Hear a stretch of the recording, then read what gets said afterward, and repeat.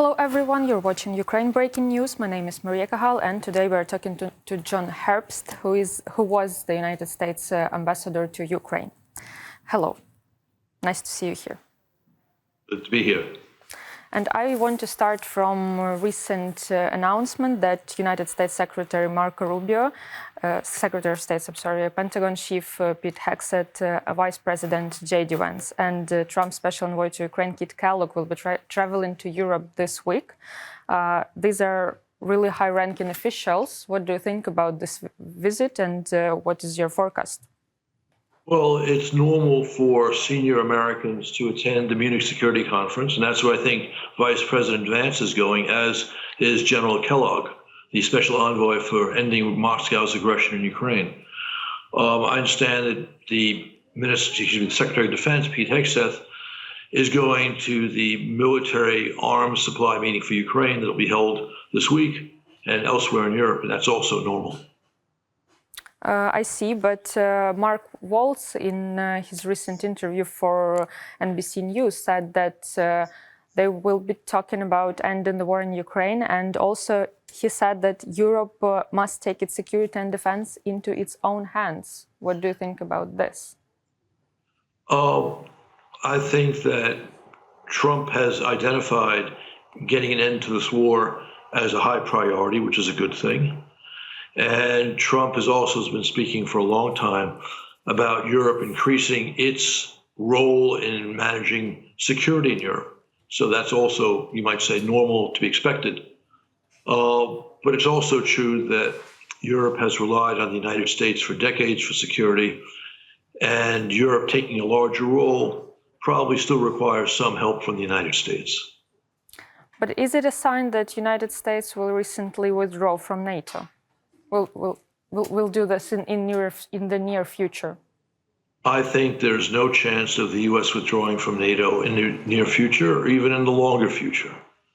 NATO, to be successful, is all about strong interaction, cooperation across the Atlantic between the United States and Canada, here in North America, and our many NATO allies in Europe. But Donald Trump said before he became the president of the United States that he would want to do this. Well, we have heard skepticism from Donald Trump for a long, long time about NATO, including even before he became president the first time. And as we all know, while he criticized our NATO allies for not spending enough money on defense, NATO actually was strengthened while he was president. I also hear a lot of things about Trump, that he wants everything to be beneficial for the United States, which is understandable. How does the United States benefit from such close cooperation with Israel? I think we found Israel to be a sturdy partner and ally of the United States for decades. And I think that we've seen Israel take some extraordinary actions over the past year and a half to greatly weaken mutual foes, Hezbollah and Hamas, mutual to the United States and Israel, and of course Iran behind that. But I see how Israel benefits from the United States in this situation, but how the United States benefits from them? Well, again, Iran clearly considers us to be an enemy, as it considers Israel to be an enemy. And Israel, through a brilliant campaign, multifaceted campaign, greatly weakened the principal instrument of Iran in the Middle East, Hezbollah. So I consider that to be a significant contribution by Israel to American security in the Middle East. So can we say that Israel is important as a proxy in the war with Iran? Well, I don't know why you would use the word proxy. Israel is operating its own interests. Oh, of course, but how it is beneficial for the United States? Well, that's the question. You seem to be ignoring what I've already told you, that Iran has declared the United States to be an enemy. Iran has conducted numerous provocations against the United States. Iranian proxies have shot at American troops in the Middle East. So when Hezbollah is seriously weakened by Israel, that is of benefit to the United States. I see, but the point is why America is not ready to cooperate closely with Ukraine? Because Russia is also an enemy, or China, well, or I maybe think, North Korea. look, I was critical of the weakness of the Biden administration in sending more advanced arms to Ukraine and allowing Ukraine to use those arms in Russian territory.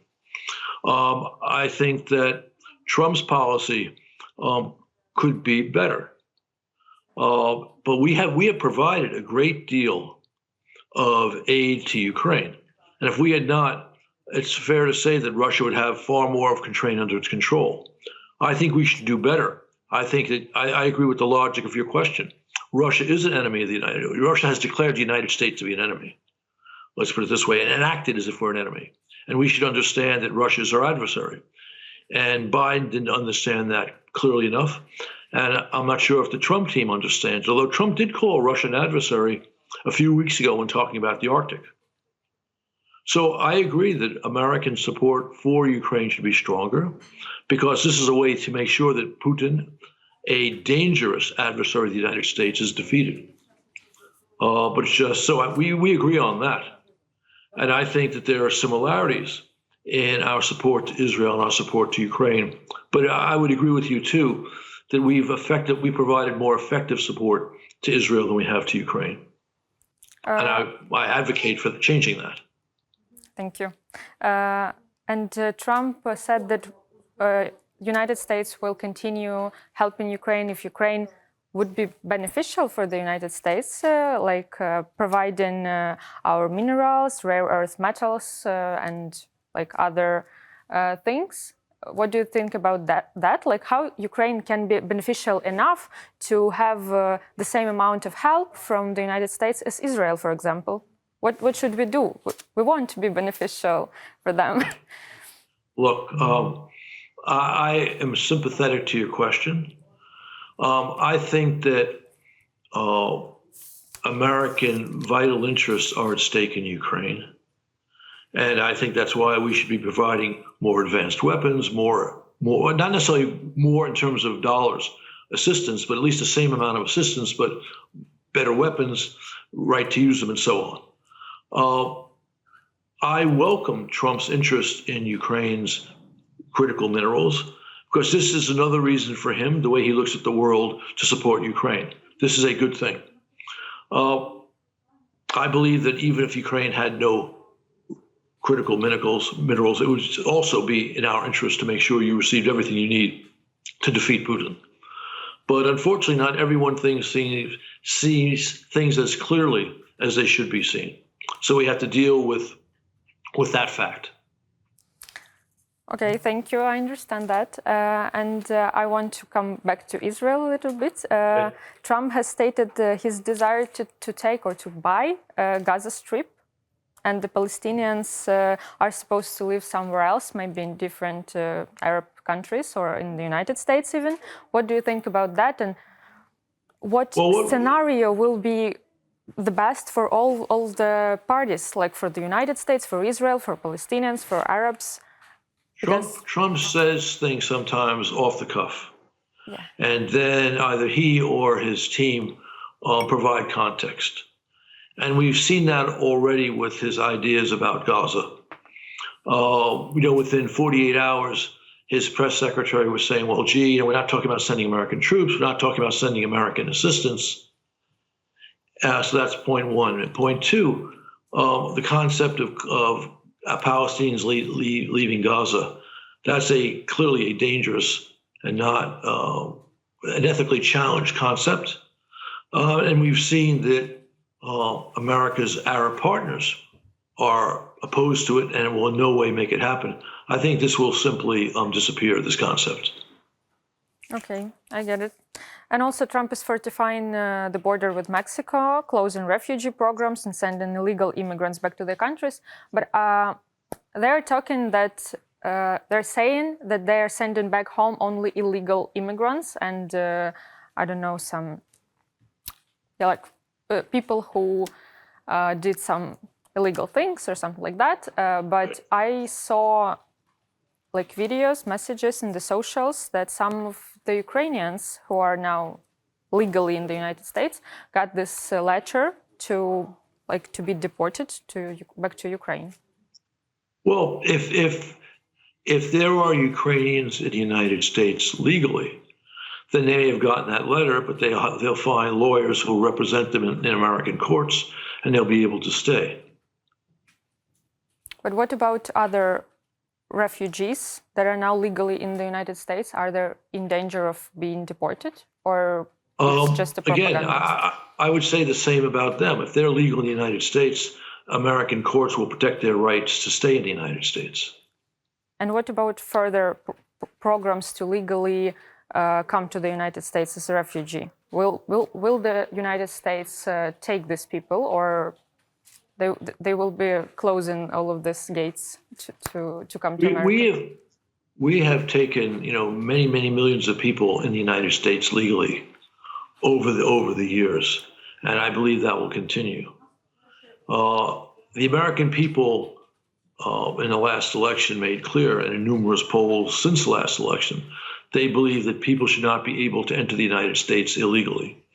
And so removing people who've arrived illegally is very different from the way Americans want to treat those who have arrived legally. So there may be a little bit of confusion in this period, but I have no doubt that people in the States legally will be able to defend themselves in American courts and remain. Mm-hmm. Okay, I get it. And also, Trump is very quick and effective in dealing with Canada, Panama, Israel. Why can't he put the same kind of pressure on Putin? Or this is not the case where America can flex its muscles, in front of Russia?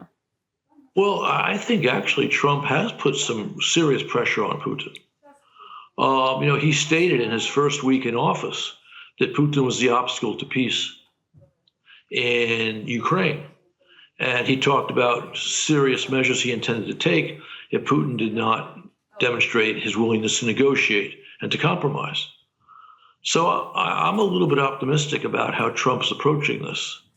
I wish his goals were bolder. I think he wants a durable peace as opposed to a just peace.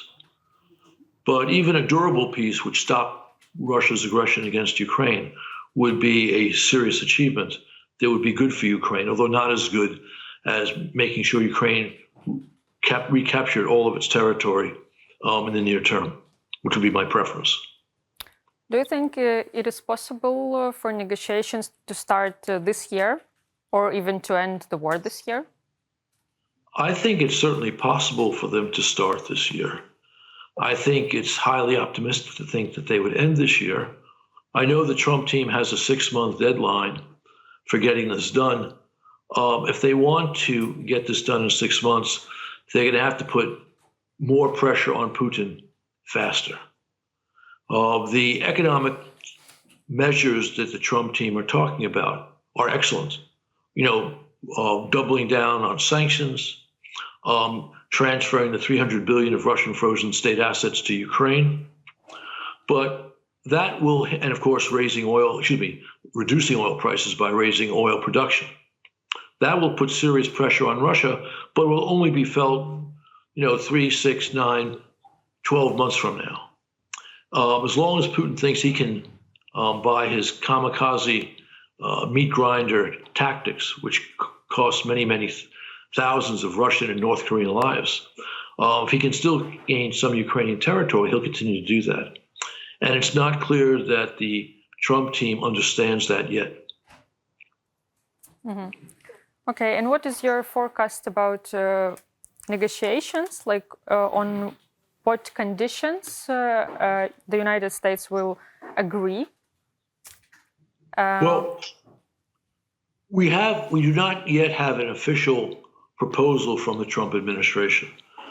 And my understanding is that General Kellogg is going to be heading to Europe, first the Munich Security Conference and then elsewhere, to consult with our allies and then to Ukraine to consult with President Zelensky before we come out with our plan.